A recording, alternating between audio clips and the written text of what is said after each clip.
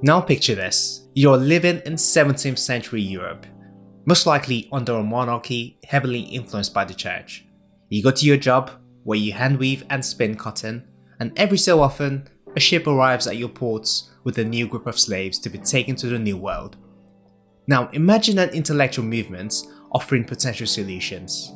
Well, look no further. The Enlightenment was born of the scientific revolution which took place in the latter years of the Renaissance. This intellectual movement used, or tried to use, the empirical methods and logic of the scientific revolution to better understand the human experience, and the philosophers of this movement proposed their perspectives on topics ranging from the individual rights to religious tolerance. Key to the Enlightenment was that individuals were encouraged by writers such as Voltaire to use reason and rationality in navigating the world rather than religious or traditional beliefs. So one of the most important themes to come out of the Enlightenment was the importance placed on human rights. Its advocates espoused the importance of individual liberty in the form of freedom of religion, freedom of press, and freedom from unreasonable government. You had writers including Rousseau, who in his book The Social Contract suggested that people could only experience true freedom if they lived in a civil society that ensured the rights and well-being of its citizens. This way, he reconciles the freedom of the individual with the authority of the state. Key to this is the idea of the general will, that is, each citizen obeys the law and by doing so is subject to his or her will and thus remains free.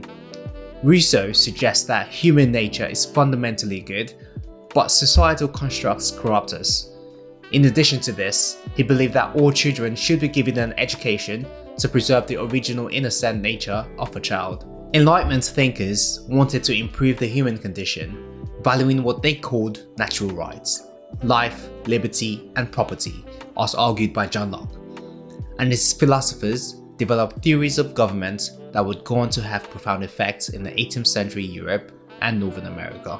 John Locke defended the idea that man was free and equal by nature, as opposed to being subjects of a divine monarch. In the same vein as Rousseau, he understood that a legitimate government was a result of a social contract where people conditionally transfer some of their rights to the government to better ensure the stability of their lives. However, following on from the logic of this argument, since governments exist by the consent of the people, governments that fail to protect the rights of the people can be resisted and replaced by new governments.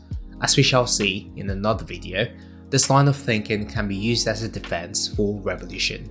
In Letter Concerning Toleration, Locke calls for the separation of church and state, arguing that government should not coerce individuals into a particular religion or sect. Using the New Testament as an example, he states that neither Jesus nor his teachings advocate for the use of force, especially as the souls of men have not been committed to a magistrate by God or man. Fire. The importance of empirical reasoning and logic is again asserted in the beliefs of deists. Deism is the belief in the existence of God, or rather a creator on the basis of reason and nature alone, thus rejecting supernatural revelation. Again, we see scientific revolution rearing its head. Notable deist and American founding father, Thomas Paine, described God as the first cause who sets the universe in motion but does not intervene. Like Locke, he argued for the separation of church and state and was highly critical of religious institutions for their abuse of power as outlined in the Age of Reason. In the field of science, the Enlightenment witnessed the achievements of a Sir Isaac Newton, who, as we all know, invented gravity, and prior to this people just float. Did he not invent gravity? Okay, apparently, so he did not invent gravity. But what he did do was come up with the first quantitative theory of gravity, describing the interaction between objects based on their masses and the distance between them. Taking an empirical approach to science, in his book Mathematical Principles of Natural Philosophy, his ideas gave birth to a new approach to mechanics known as Newtonian physics. How the hell did you get that? How the hell did you do that one take? But cool. I'll take it. No pun intended. Hey, I respect that. The Enlightenment also produced revolutionary ideas about trade and commerce. In his book, The Wealth of Nations, Adam Smith explains the importance of free markets in stimulating economic growth, arguing against mercantilism. He proposed the idea of an invisible hand, the mechanism by which positive economic outcomes may arise in a free market. Often considered the father of economics, in addition to promoting the benefits of free markets, Adam Smith also demonstrated the importance of concepts such as division of labor and self-interest, which were both essential in shaping the Industrial Revolution. In The Wealth of Nations, Adam Smith offers economic arguments against the institution of slavery, citing the lack of incentives that slaves had to create.